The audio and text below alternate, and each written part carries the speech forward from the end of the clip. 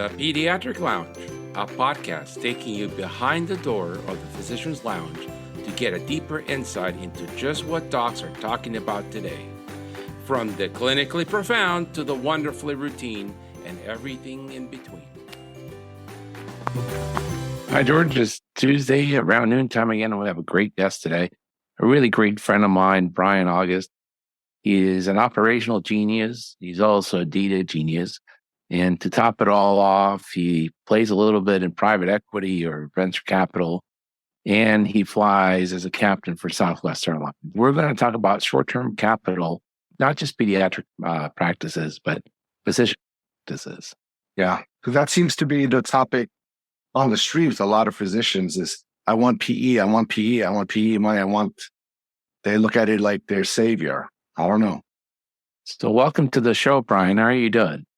I'm doing well, thank you. Thanks for the glowing intro, probably a little overstated. I appreciate it. Yeah, I enjoy talking anything finance and medicine, something I have a little bit of background in, just my own experience, not only running a practice, but owning a practice and then selling it.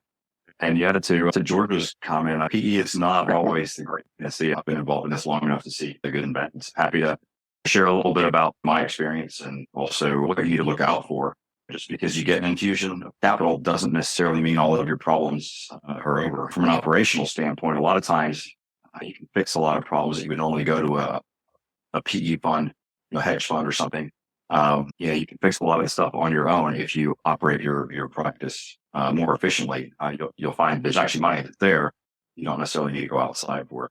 As soon as you go outside, you give up a lot of control and you give up a lot of your decision making and sometimes your scheduling and flexibility. Yeah, I think a lot of physicians look at the PE money as a cash out. So they're not infusing to make the practice better. They're infusing to make their bottom line better, their pocket better. Sure. So, Brian, you can certainly cash out. And if that is the plan, there's agreement amongst whomever else you get agreement from to cash out. It is a good opportunity to cash out because you're going to get a check. The thing you have to remember is these PE folks are very smart. They're very good financial engineers, and you may or may not get as much as you would if you wanted to cash out by selling your practice to another pediatric group or even another multi-specialty group. They may very well offer a lot more than native PE funds might, just because of the way they're structured, the returns that they have to get for their own shareholders. So, Brian, what is your educational background? I ended up getting an MBA, just really broad MBA. I went to Cornell, did my undergrad up there. My plan was actually to be a physician. You mentioned working for Southwest. It turned in from wanting to be either a trauma surgeon or a neurosurgeon. I had a lot of years as a paramedic. And I got talked out of medicine just for some of these reasons. Reimbursements going down. This was some odd years ago, 25, 28 years ago. A lot of the doctors that I knew were having issues. My father included. He's an endocrinologist. He retires in a couple months. My change ended up, I like finance. So I ended up going to business school, solidified a little bit of my background in finance, and then went to the other side of it and started using some funds that I had to make some investments on my own. Had some pretty good luck. I say luck because I didn't know as much then as I do now. And so some of the investments I made worked, created more money for me, which allowed me to parlay that into larger investments. So a lot of it's nice to have some sort of pedigree and a background, as all physicians do. The School of Hard Knocks, I think, is one of those that probably teaches a lot more than any undergraduate or graduate degree would. And so how does tech, because you're a big techie, you're the one that taught me some of the top level stuff, finance and being a captain for Southwest, all intersect in one human being? Yeah, so the airline thing was almost an accident. I had a private pilot's license. I enjoyed flying fine. When I started looking at something other than medicine, I stumbled into the airline world. I ended up getting hired at a regional airline, and then nearly 2 decades ago, I got hired at Southwest. My intersection at Southwest really is the fact that I work there, but I'm one of 3 guys that control about $8.5 billion of pilot retirement money. So I'm one of the 3 guys that runs the retirement plan for the Southwest pilots, not for the entire airline. Our plan is completely separate from the airline itself. And so I do spend a pretty large portion of time dealing with plan design, plan construction, plan administration. So we're about $8.5 billion with 11,000 participants, pretty high average balances, and a pretty broad scope in our plan. So for me, that's the intersection of finance and flying. Beyond that, I spend 2.5 days a week on the weekends, basically, just flying airplanes around the country. You don't have a set route. You just whatever route they give you, they take it. Yeah, I bid for the schedule that I want to accommodate my regular stuff, not my flying. So the flying is just a weekend thing. a lot of Florida flying, a lot of Caribbean flying. I was just out on the West Coast this past weekend. I'm still hoping that I'll be on a Southwest plane one day to Miami. But you head up there on the weekends. I'm there. So the first time we met, I don't know if you remember, but you came to my urgent care in Leesburg with your new allergist, Dr. Yoon, and that's when you were CEO of the Allergy group. How does a person that is managing $8 billion for a pension plan get involved managing a multi-office, multi-allergy practice? So the one-word answer is it was an accident. I was actually trying to help a physician finance the acquisition of an allergy group that the previous owner had died, and it was for sale by the estate. And it was actually a forced sale by the owner because the company hadn't paid taxes. And a lot of details that went into it. The short of it is, I put in an offer in order to help this physician finance. It turned out this physician had a criminal background, School of Hard Knocks. I didn't bother to do a lot of research into the position that hired me to help him finance it. It turned out he had some issues with stealing prescription pads from other physicians, writing narcotic prescriptions for he and his wife. He had some sexual assault allegations and charges against him from some of his staff. Long story short, I ended up on the same day that a lot of this came to light, also got notification from the bankruptcy court that, hey, congratulations, you're the winner because you now own this allergy practice, pay up. And so I bought it. At the same time, I'm having to tell this physician who was supposed to be running it, operating it, medical director and all this sort of stuff, and eventually buying it back from me. I had to tell him to see you later, bye. We ended up getting sued by him. I spent about 2.5 years in federal court. One every time I went to the Eastern District of Virginia, and then we went to the appeals court in Richmond and got remanded on a couple of accounts back to the Eastern District, got thrown out again. I think he finally decided it wasn't worth trying to take to the Supreme Court, and away he went. School of Hard Knocks, I spent a tremendous amount of money at a time when we didn't have a good operation. The day that I met you, I actually remember very well. You were the first pediatrician we went to see. You had just come on board. This was 2011. And I said, hey, we're gonna go start meeting pediatricians and other referring sources because we needed to generate business. And we'd opened this new office in the Ashburn area. So that was one of our tactics, was just, hey, let's go in, let's let folks know we're here. Yeah, I ended up owning it for about 5 years. I turned it from money losing. We were losing a bit of money when I bought it, and I knew that. It turned out we had some insurance billing issues, which very quickly I ended up becoming very knowledgeable in billing to the point where I actually did consulting for a couple of insurance companies, but quite a few medical groups on billing practices and doing it right, not getting in trouble with Medicare, Medicaid, which can end you in some handcuffs if you really do it wrong. And so I ended up selling it to a much larger, actually the largest allergy group in the entire country a number of years later. And I went to work for them for about 18 months, doing some work for them, and then got out of that and ended up doing consulting for medical practices, typically struggling medical practice, but also practices that were looking at either acquiring or being acquired. And then I think Dr. Yoon is now separated himself from that big national group too. He has quite a few doctors. I actually had quite a consulting business of helping doctors separate from that particular group. They had some challenging management, structural things. They were also trying to sell themselves, which I believe they now completely sold to a private equity group. But it was a large, they had 150 some odd locations across the country. And it was a very large group. I don't know too much about the sale that they went through. I was there for a little part of the introductory process, and yeah, it was a challenging 18 months for me because it was a very different style from what I was used to. And it was a very different operation from how I like to see things run. But again, a good learning experience. And it actually set me up, as it turned out, for having quite a few physicians over the years call and say, hey, I need to break away from this group. And then, of course, I would have calls from other physicians that knew these physicians that were trying to get out of their groups or trying to acquire groups. So it actually led to a pretty busy consulting business. Very good. So we're going to talk a little bit, I call it short-term capital. The reason I call it short-term capital is because whether it's venture capital, private equity, partnerships, or really the good old Carl Icahn model, which is what you did at the Allergy. You come in and buy a house that's broken. No one's been paying attention to it for 10 years, but it has a good structure. Right. You retool it and then you sell it for a profit. They all have a time horizon of somewhere between 3 to 7 years. That's when they want to turn their profit over and move on. So there's a term in the industry called bootstrap. What's bootstrapping? When people are starting out and they say, I'm bootstrapping this venture. Yeah, it really depends. Everybody will have their own kind of idea, but the bootstrapping is typically you're scraping by. You're getting money from where you can, getting investment, perhaps friends and family, but doing what you have to do to make sure you have the capital you need to buy the equipment you need. The equipment is what generates the revenue for your particular practice. Pediatricians, I think, might have it a little bit better than some of the other groups, unless you have an X-ray machine or something like that that's in your office.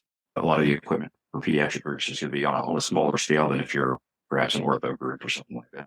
You have your tiers, and bootstrapping is kind of the initial, hey, I've got $50,000 in the bank. I'm going to use that. I'm going to borrow $25,000 from parents, friends, family, whatever, and to start your operation that way.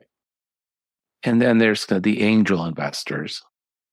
Yeah, you're not going to really see this too much in the medical world. These are a lot of angel and venture are more in the tech space.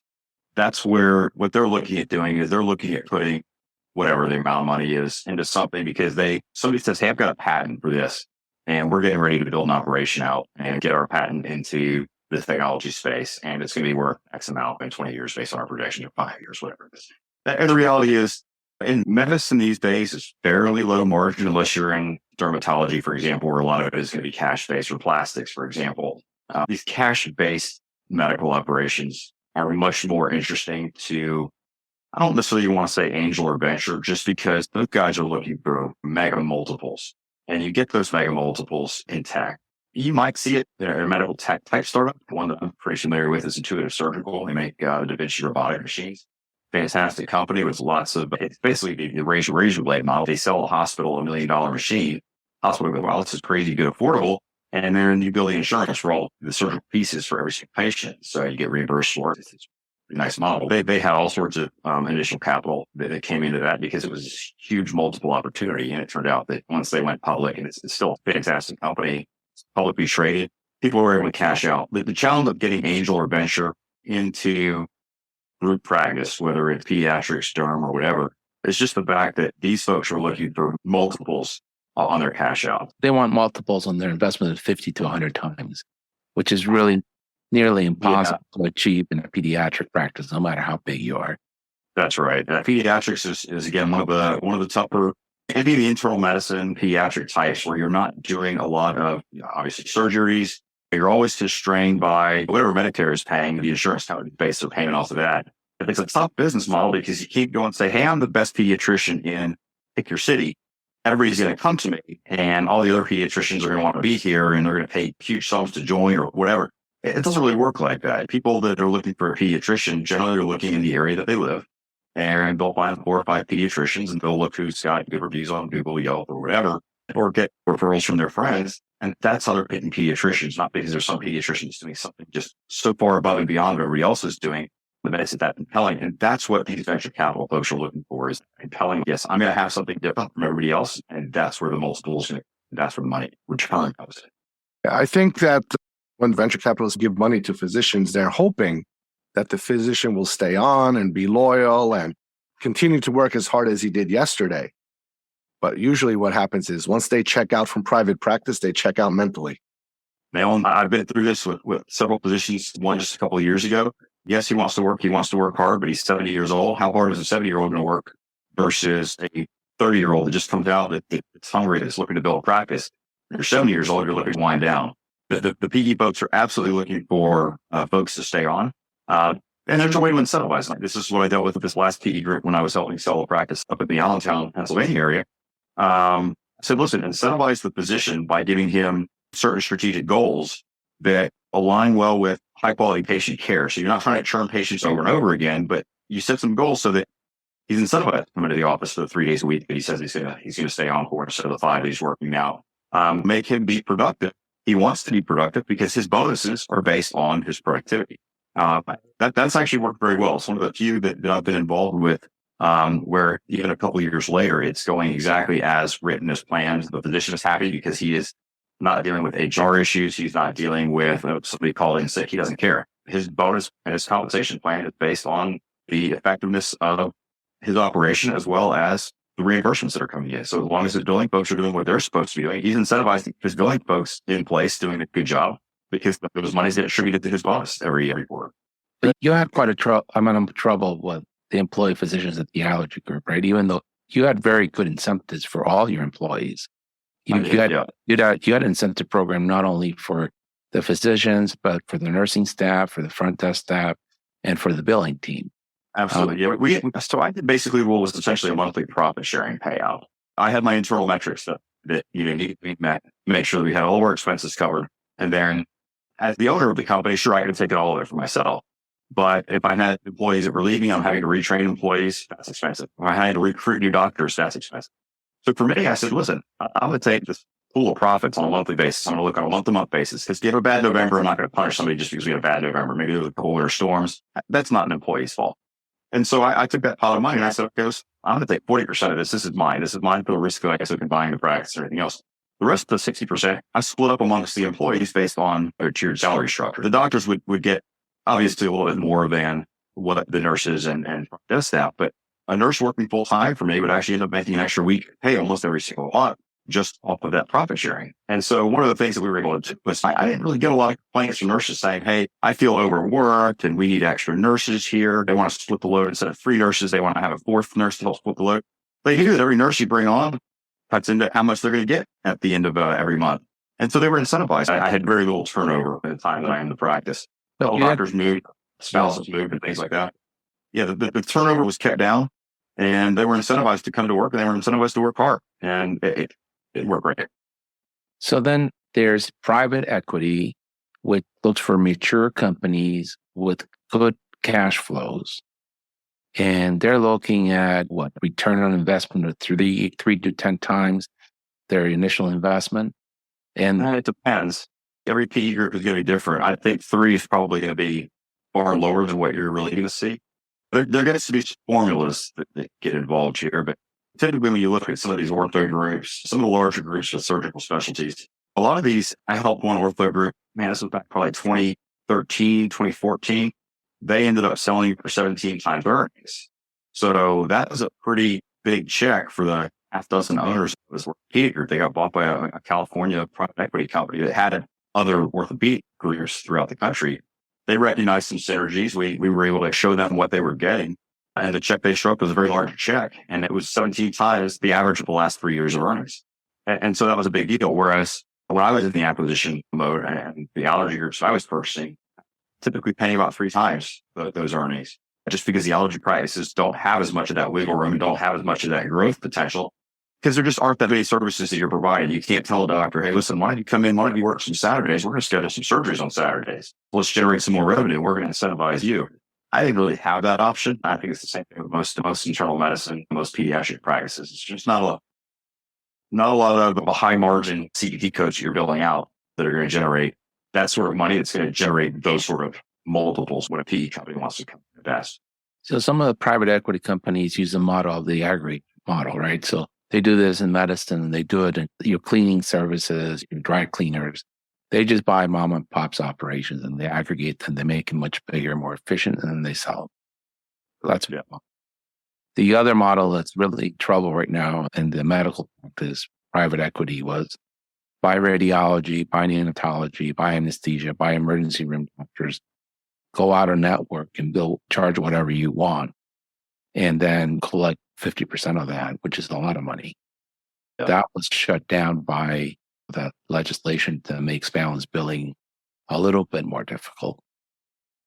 And then there is the Berkshire Hathaway, which I don't think there's many of those shops that are involved in medicine. Warren Buffett buys great companies with great management. He doesn't buy the whole company.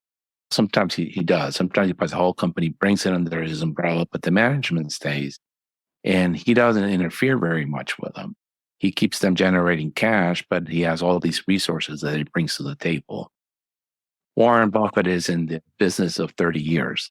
Whether he buys Apple or whether he buys your company, he's going to be your partner for the next 30 years. And then the last model is the true LBO turnaround, where they come in like Carl Icahn. You ended up having to do at the Allergy Center, you were putting debt into the company in order to turn it around. And it's an operation. You need a strong chief operational officer to clean it up and then turn it around and sell it to someone else. But what does a money company, other than money, what can they offer a practice? They don't So know about a CPT code. You don't know much about physician stuff, culture. You guys offer money.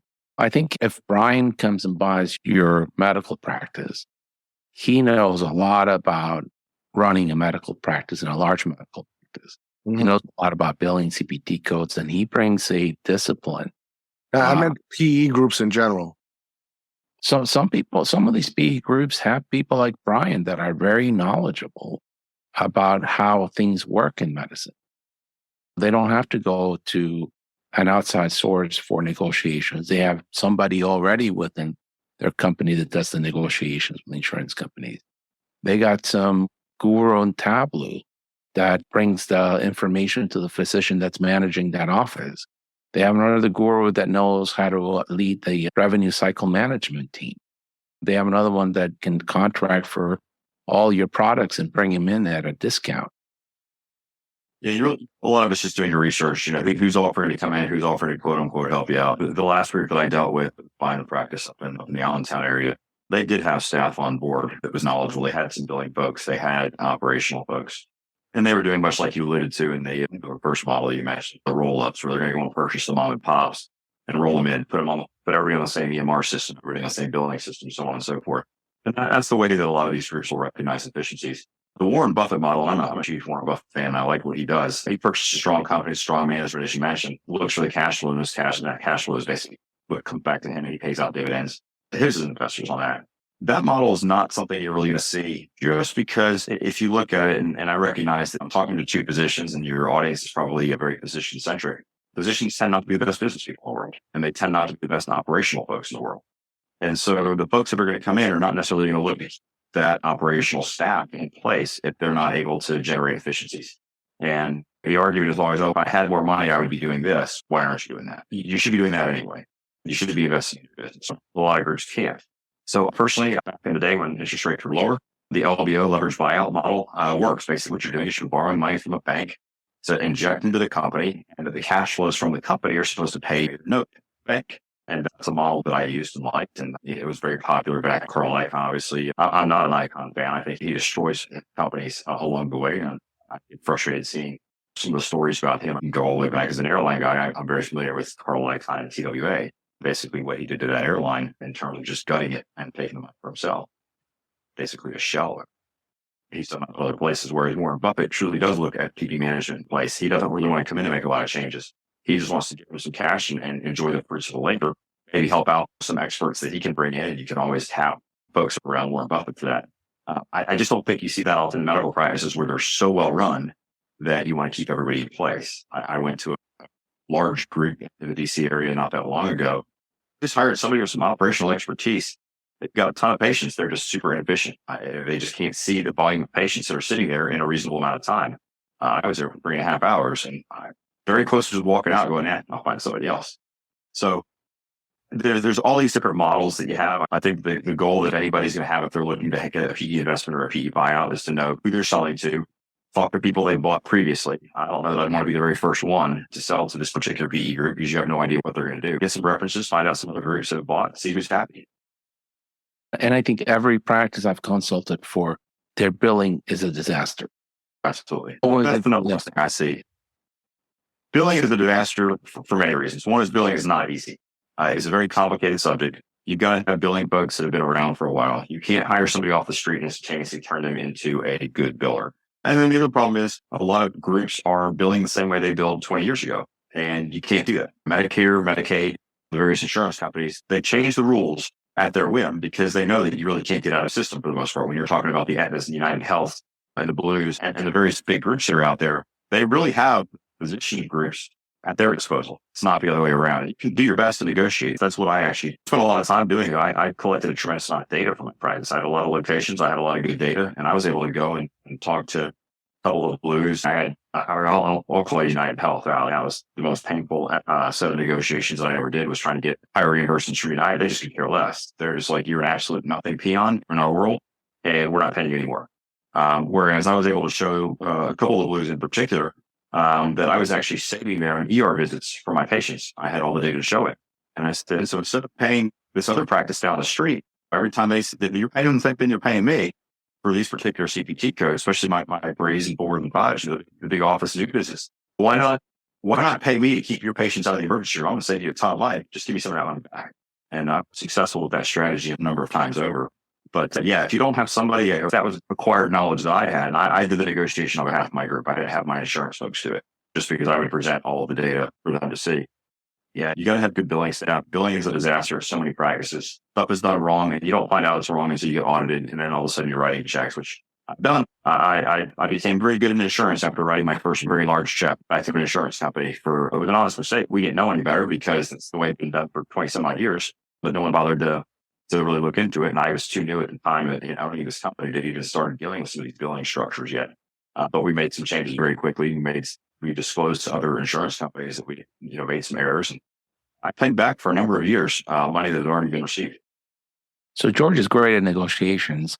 I think that most physicians are derelict, not that they're not good business people. They're derelict in that they make enough money that there's always money in the bank at the end of the month for them to take home. And they don't speak the lingo. You talk to most physicians, this is the first question I always ask of a physician is, what's your days in AR? Because as soon as they don't know what their days in AR, I don't care how much they tell me they run a tight ship. I know They don't know what's happening with their revenue stream. And if you don't know what's happening with your revenue stream, you probably don't do that good quality. Because, without money, you can't hire the best people. Without money, you can't have the best computers. And without money, you can't have the best EMR. And without money, you can't have a nice office for your patients. You can't improve technology. So you don't know what you're talking about. And you'd be surprised how many people are leading multi-large groups. And you ask them, what's your days in AR? They're like, are you asking me what percentage of my account receivables are 120 days? No, what's your days in AR? What's your average? I don't know. What's your net receivable ratio? I don't know what that is. I said, how do you visualize?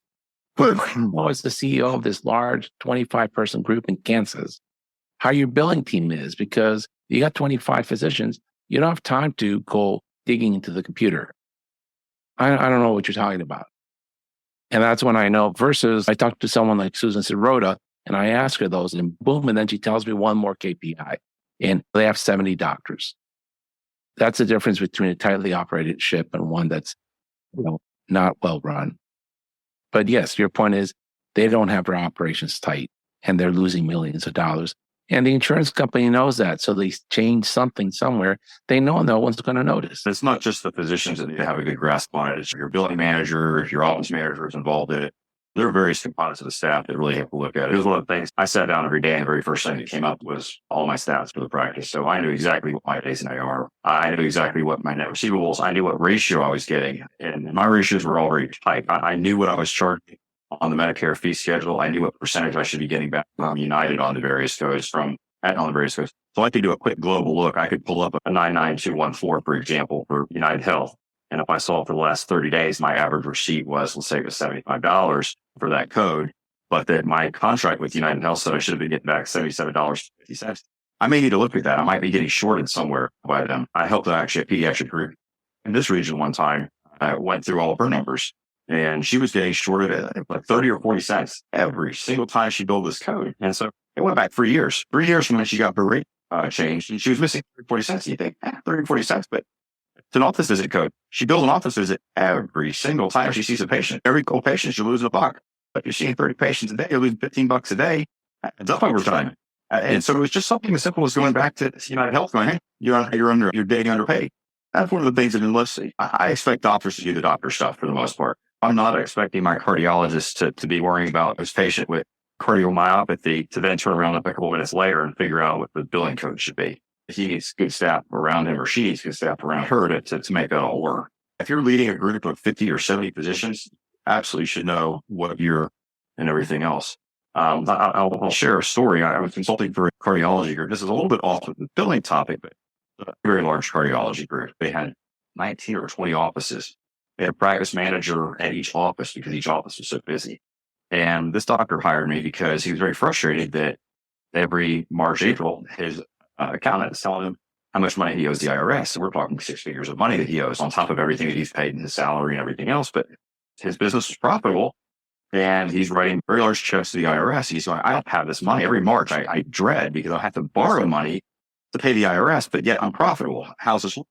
And so it was literally my very first day of I met with his main office manager for about 2 hours in the morning. And then I went and started looking around the offices, and lo and behold, I get to one of the offices and see the storage supply room. There is stuff floor to ceiling. Just in late January, early February, because he was already starting to dread his tax bill. And that's why he hired me. Floor to ceiling supplies. Fantastic. I was like, wow, I've never seen it so organized. There's stuff everywhere, but yeah, there's a lot of it. I go to the next office.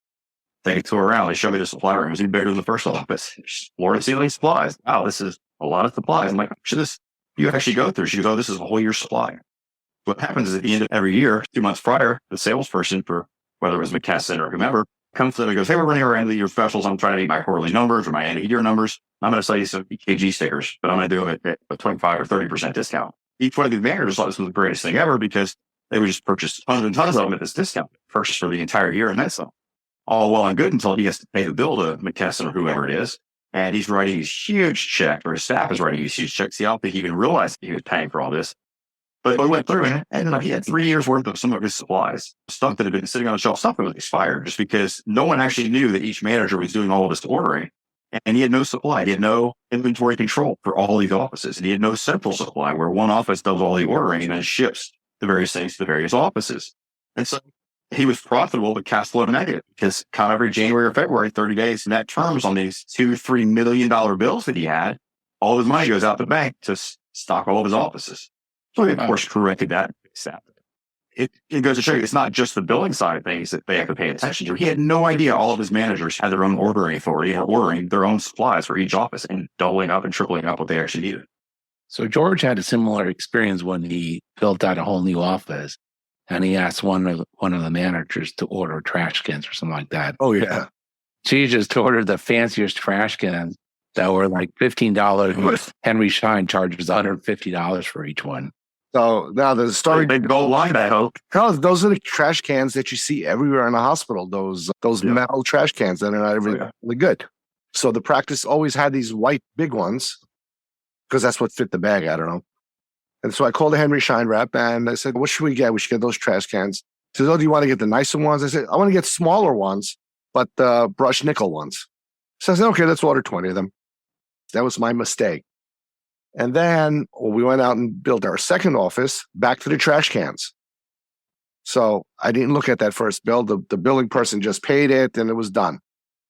I said, oh, okay, I need more trash cans for the second office because it's a bigger office. So should we get the same? I said, yeah, let's get the same. The brushed nickel, the smaller ones, blah, blah, blah. He said, oh, by the way, how much were these trash cans? I almost fell to the ground when he told me they were $400 a pop.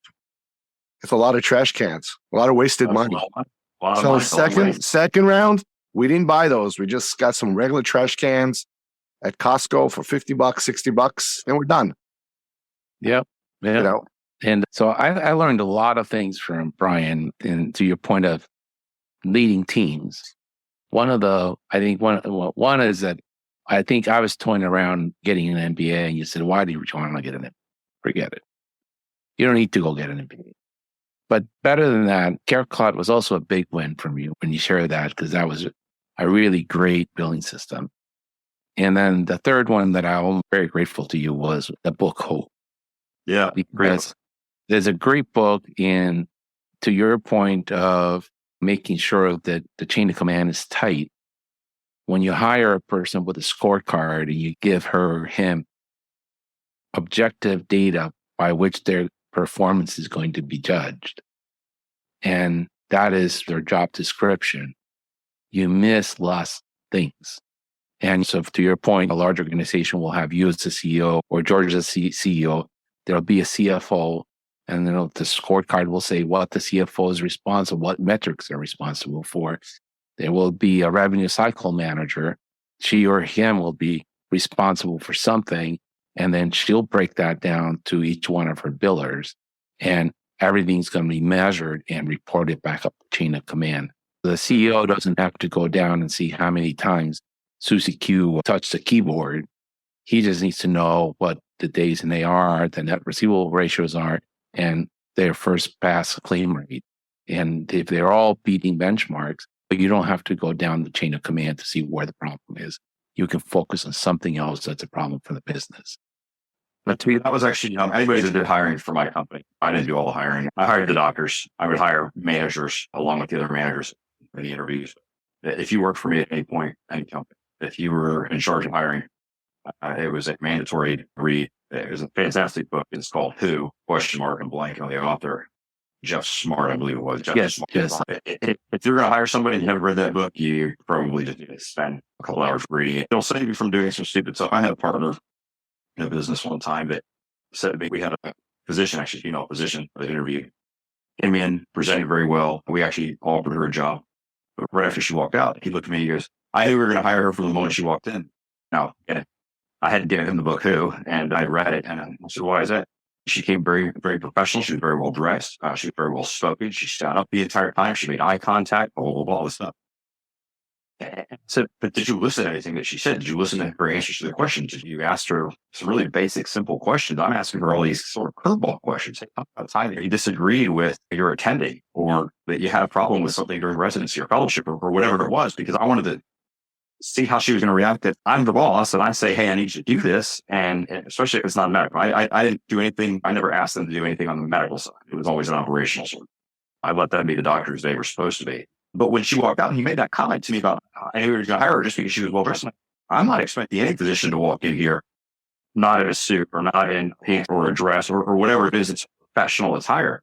So just because she was put together and well dressed and that she was well spoken, hey, she's got an MD.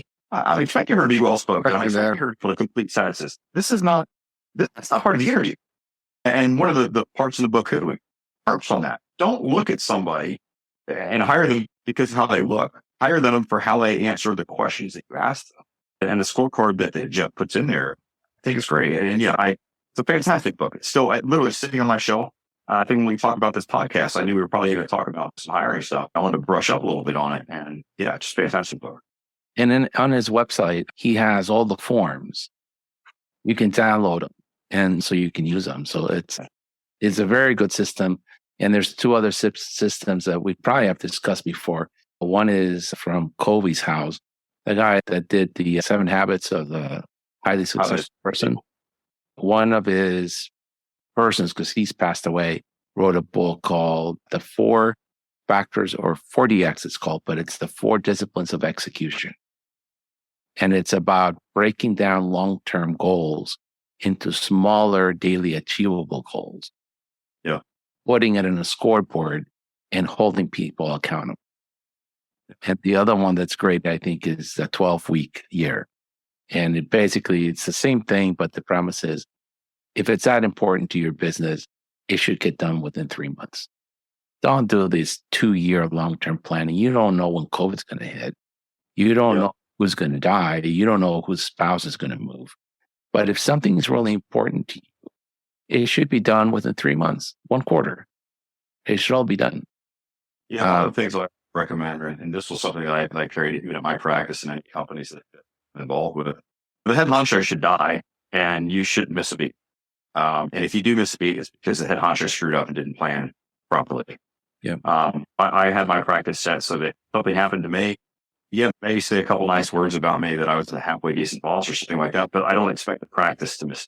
I expect the practice manager's going to step in. There's a couple doctors that were assigned certain responsibilities that I had taken on, that planning for eventualities. We planned for power outages at various offices. We had an earthquake up here a number of years ago and it shut down my lab. And that was something I hadn't thought about. I hadn't thought about my lab being down for multiple days. What's the backup plan? We didn't have one at the time, but we sure had one very shortly thereafter. Think business interruption insurance. A lot of folks don't have that for their practice. Get business interruption insurance. That's to protect you in case your supply chain gets broken because there's a buyer or a factory that produces something that you need to operate. In the allergy world, we use serums. There's 3 total in the entire United States, and 2 out of the 3 supply us. What happens if one of those factories has a fire, or a tornado, or an earthquake, or whatever it is? Well, my practice pretty much come to a screeching halt, but that business interruption insurance comes in, steps in. It's not very expensive. It's the same thing with having insurance on your key personnel. Key man insurance policy. Key man insurance. Yeah, absolutely. So I had a key man policy for each of my positions. I had a key man policy for myself. I had a key man policy for the practice manager. Because if for some reason something happened to them, I know that it's going to cost me money to replace and it's going to cost me money to fill in spots, things like that. But these are not expensive insurance policies. You spend money on them. It is insurance. It's just like you don't get into a car accident every day. You have insurance for that reason. If you do have something happen, plan for it. But I tried to plan from an operational perspective to make sure that I had things in place so that if we had a supply chain issue with any of our manufacturers, that we had a backup. And so that meant we had a larger storage cache than probably other people would have. I had a centralized supply facility and everything got stocked up there and got used so that we weren't having anything expire. But at the same time, I held a larger reserve just to make sure that and we did. We weathered a couple storms. We had some manufacturing issues. We actually had some old testing for a previous manufacturer that we weren't using.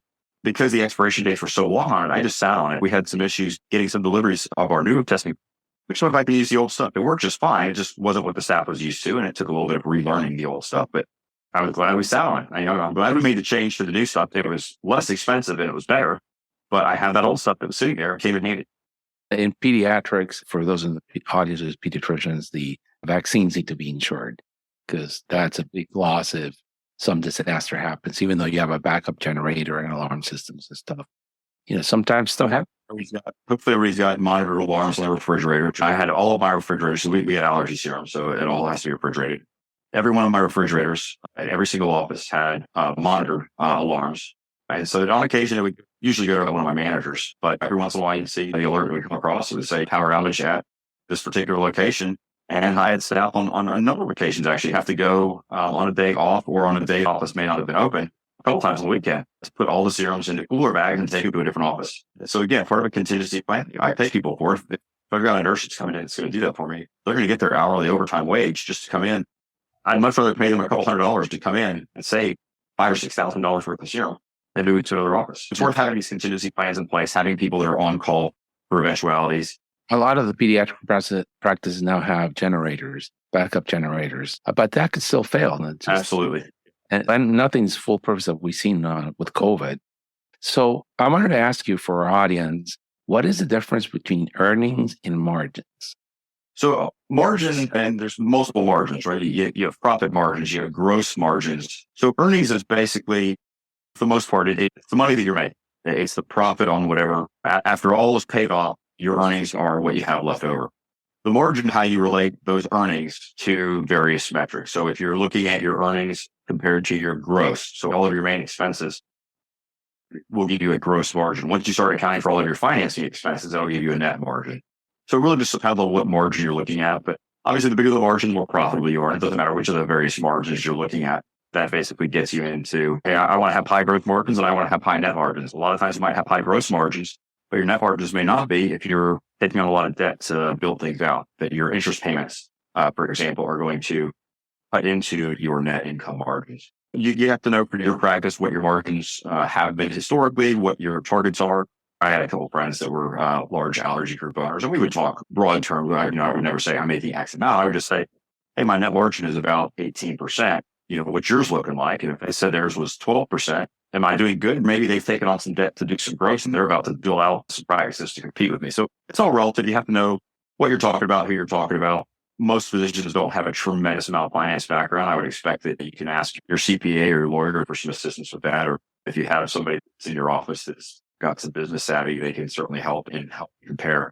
For me, it was a matter of, once I got to the point where everything was up and running very smoothly, I wanted to expand my margins. And it's twofold. It's increasing your top line, which is your revenue, how much money is coming into the practice. And it's also controlling the expenses that are going out. And so for me, that's how you make your margins bigger. How you make your margins bigger by bringing in more money and spending less money. Now, you're always going to spend more if you're making more, but economies of scale also happen. So I could purchase stuff at better pricing as my practice grew. And so instead of spending $20 on a testing tray, I'm also $15 on a testing tray. So the practice is growing, I'm actually saving $5 on every testing tray that comes out. So simple example. And then when it comes to selling your practice, the earnings come into account, right? Basically, earnings are what's left in the practice after you've paid all the doctors, all the rent, all the malpractice, all the other expenses. When pediatrics, a solo practitioner will make $200,000 a year. And if they make $1 million, they pay themselves $200,000 and they're left with $100,000 for their own personal bonus because they're a solo practitioner. That's the practice earnings.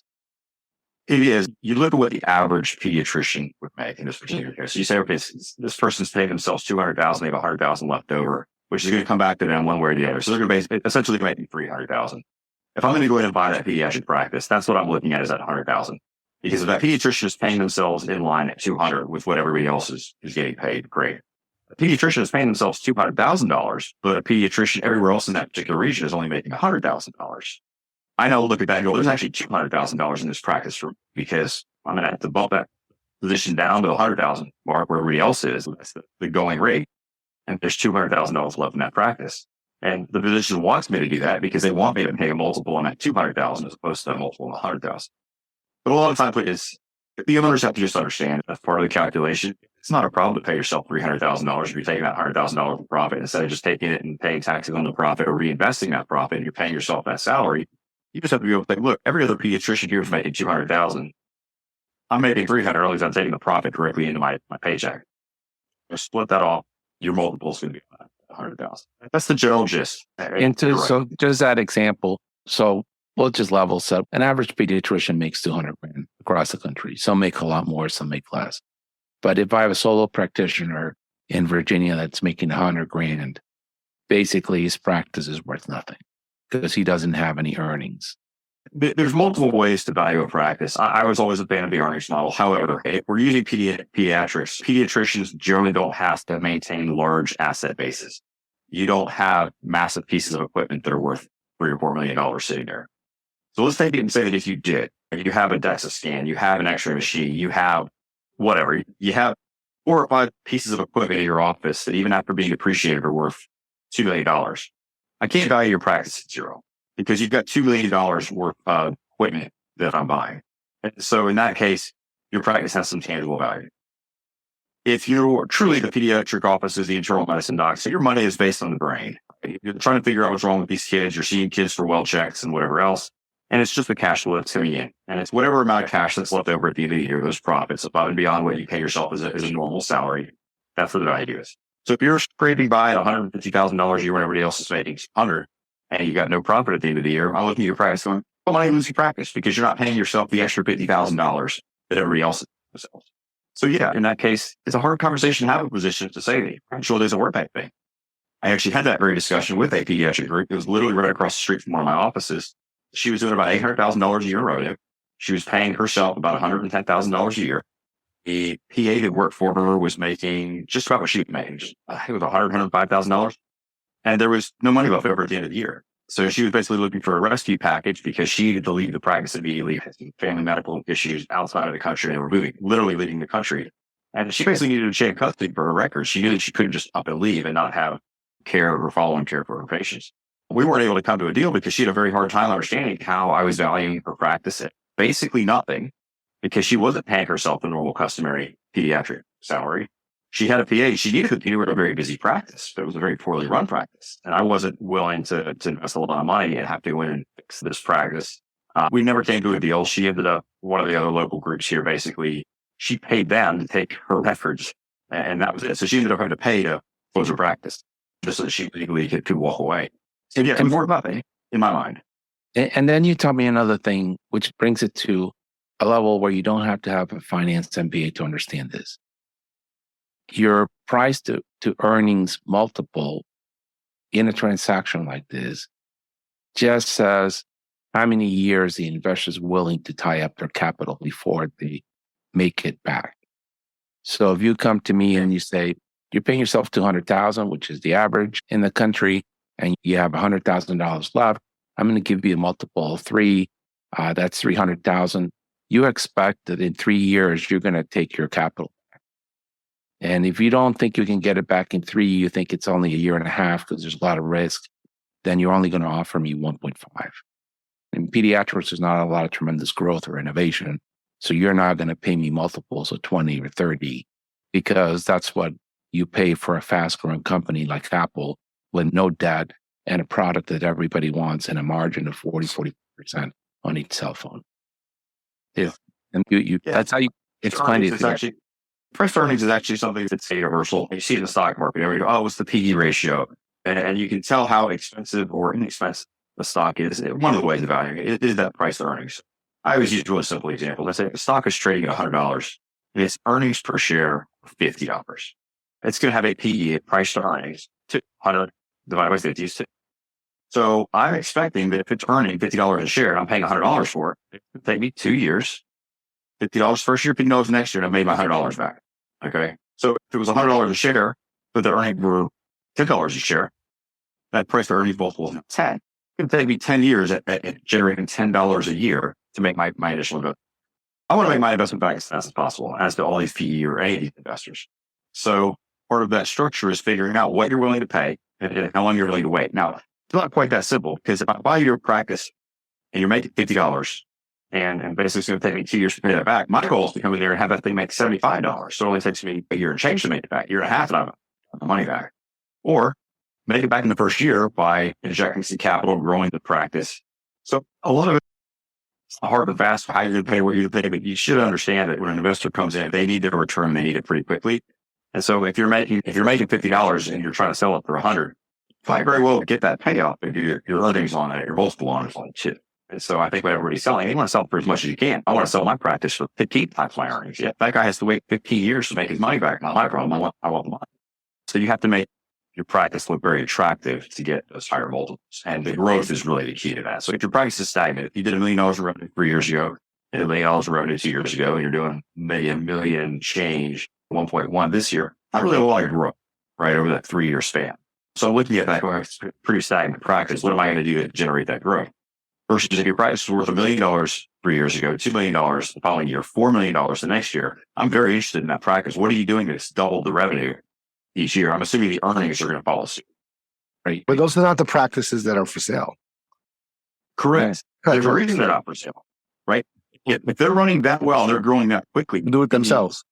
Absolutely. Why do it? Because you can turn around, George, you can sell it to a physician coming out of residency. You can have them pay into the system in the next 5 or 10 years. They're buying that growth. They're paying you for that growth. They're buying you out as they go. And every year you're going to make more and more on selling your shares to that fellow that's joining you. So with practices, we just keep talking about money. There's more to buying a practice than just money. There's an emotional component. There's a psychological component to that physician. Remember, he was a solo practitioner for 30, 40 years. He has a patient base. People are loyal to him. You can't just throw money at it and expect loyalty from that physician. He needs to be treated well, all right? Unfortunately, sometimes they check out and they don't want to work. He needs to be paid well to continue to work, because you need them to stay in the office and say, hey, this is Dr. Bravo. He's my new associate. He'll be taking over the practice. I trust him to pass on the torch. What we've done is we've brought in infrastructure, computers, prescribing, systems, people, call coverage, backup coverage. We treated the physicians well. And then the loyalty that we got from them was amazing. Yeah. And eventually they're retiring, and they retire. And we have one doctor that he hasn't been working for 2 years, yet he still thinks he's part of us. He doesn't take a paycheck. I still work there. So you're describing a good short-term capital infusion into medical practice. Right. And it's what Brian said.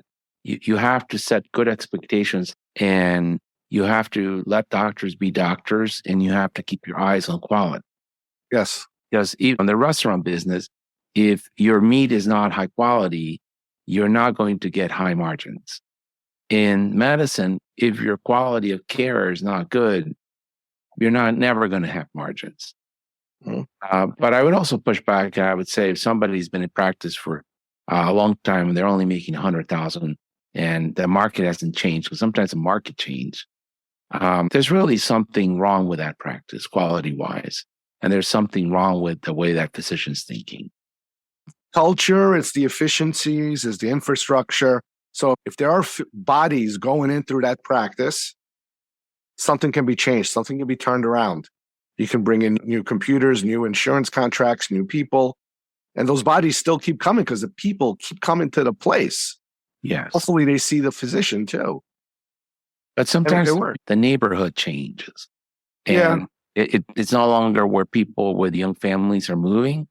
It's now where people are becoming empty nesters, and and this happens a lot in DC. And the cost of a house in that community is beyond the reach of a family that's starting out. Yeah, but that's not the common. That's where those heat maps really tell you that. It's going to be really difficult to turn that practice right. When do you think and why would leverage buyout operational companies consider helping medical practice in financial distress?